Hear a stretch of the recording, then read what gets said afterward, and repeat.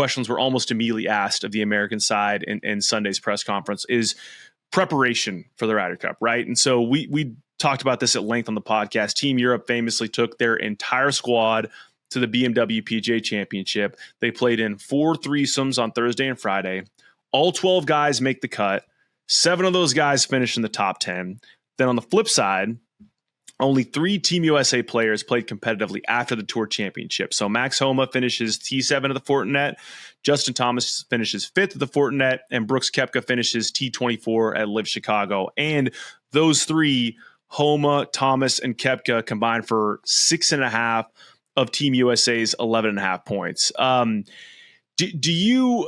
What if any credibility do you give to the whole prep argument and where we could have done better or where it was just kind of inevitable this is the way it was going to be?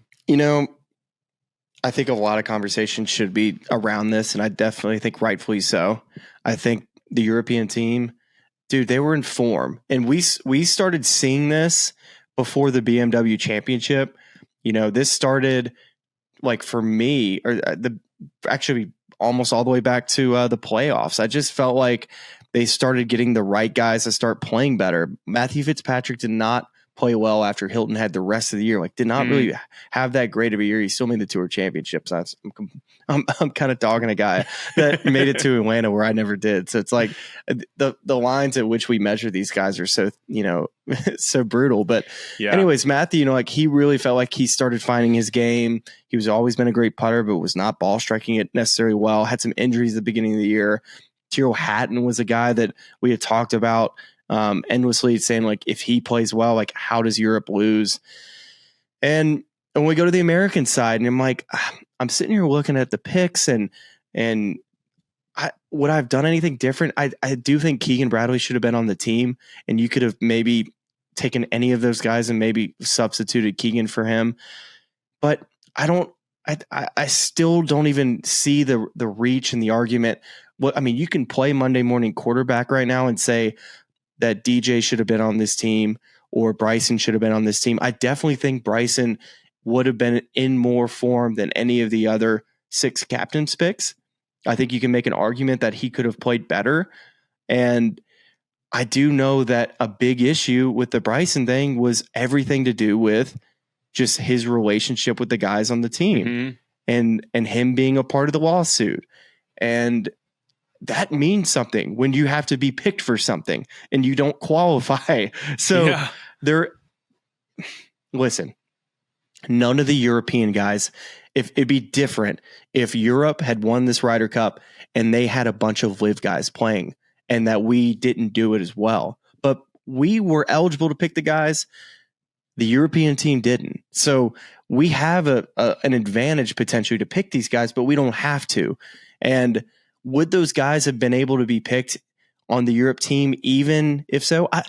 I think the best thing that could have happened to this European Ryder Cup team was the fact that the live guys couldn't play, because it gave opportunities for a Ludwig Aubert, excuse me, or Nikolai Højgaard, Sepp Straka. These guys, Robert McIntyre, Justin Rose. Like, would any of those guys been on the team if Henrik Stenson would have been the captain? Guarantee you that he's trying to find a way for Ian Poulter to be on the team, Sergio Garcia to be on the team, maybe even a Paul Casey. Like, we're talking about 3 guys that were so crucial for this European team that got points and paired well and really, I think, brought a lot of energy and youth and just a breath of fresh air to that room that was needed, because I really felt like Shane Lowry maybe not would have been on that team, but he, to me, was the heartbeat of that team outside of the guys that played well.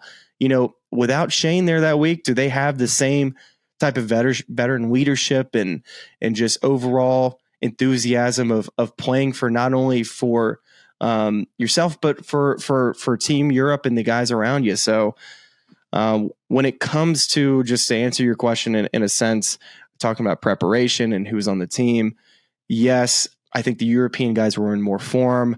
Could the Americans done anything different? I don't know. Like, where should they have gone and played? Because they did this scouting trip in Rome. Going to play in Napa doesn't make any sense because it's on the West Coast. I don't. none of it makes sense to me, like that there was an obvious answer, because for me, coming off a long year and a long stretch playing in Atlanta at the Tour Championship and then going to Napa as well as a trip to Rome, I don't know. This is perfect. I got a big pitch for you. Okay. This is something I trialed in my other life as the producer of Inside the Ropes on PGA Tour Radio. Was met with a resounding positive reception. What if we moved the Zurich Classic to the same weekend as the BMW PGA Championship? We make it the sole signature fall event with no cut and elevated purse. We guarantee that the entire American Ryder or President's Cup team will play, mostly because of the financial incentive of playing a no-cut event with a large purse. We pair all of them up so they get foursome and fourball reps. Zurich's thrilled because we just guaranteed them a better field than they'd ever get. Another tournament, whether it's Fortnite or someone else, is thrilled because now a spot just opened up in the regular FedEx Cup season for a slot there.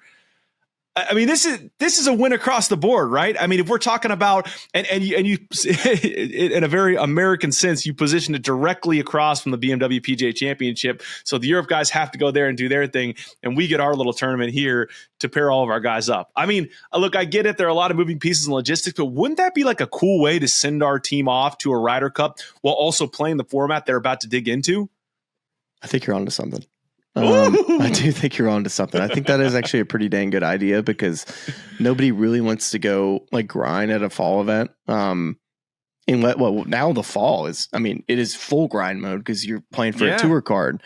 So I don't see how it fits in this new fall because it is all about getting your tour card and having a partner in that doesn't really like half FedEx Cup points and all that just doesn't necessarily add up for what they have now. But yeah, it does make sense. It would be cooler to have it in the fall. And to your point about the Zurich Classic, man, that it all seemed like that would be an event where guys would play, but it really seems to have like peaked really high in the beginning. Is really just like snowballed. I don't feel like anybody really sees the benefit of playing, correct? I agree with that. And I think it's almost like the biggest names you get are the ones that played well the year before. They have a buddy, like Cantlay and Schauffele defending. I just think it would make a ton of sense to have it just checks so many boxes. Like, first and foremost, the prep box, of getting these guys to play in a format they're going to have to go out and do. But it also, in one of America's greatest party cities, serves as a send-off party for a team you want to go see and root for. And I mean, watching the BMW PGA Championship, I was like, golly, like they just did that to perfection. They're all hanging out. They're having a good time.